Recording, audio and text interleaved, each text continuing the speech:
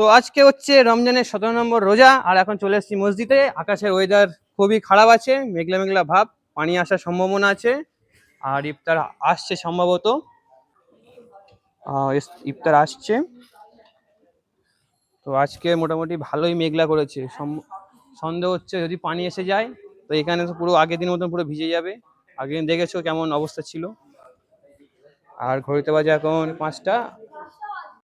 তো এইদিকে দেখা যাচ্ছে দুটো লাইন অলরেডি কমপ্লিট, 3 নম্বর লাইন অর্ধেক হয়ে গেছে। আর এদিকে ইফতার বন্টন করছে। মুড়ির শুধু লাট লাগিয়ে দিয়েছে, কিন্তু আলুর দম দিতে দেরি করছে, ফলও দিতে দেরি করছে। এরা অনেকটাই কাজে লেট করছে। আর এদিকে আছে সোহেল, আজকের ইফতারের প্লেট দিচ্ছে। তো এখানে মোটামুটি কমপ্লিট হয়ে গেছে, ইফতার দেওয়া কমপ্লিট, সাজানো কমপ্লিট, কিন্তু আকাশের ওয়েদার খুবই খারাপ আছে। একটা কথা কি জানেন, সকলের সামনে ইফতার থাকার সত্ত্বেও কেউ কিছু না খেয়ে আল্লাহর কাছে হাত তুলে বসে আছে। এটাই রোজাদারের আল্লাহর প্রতি ভালোবাসা।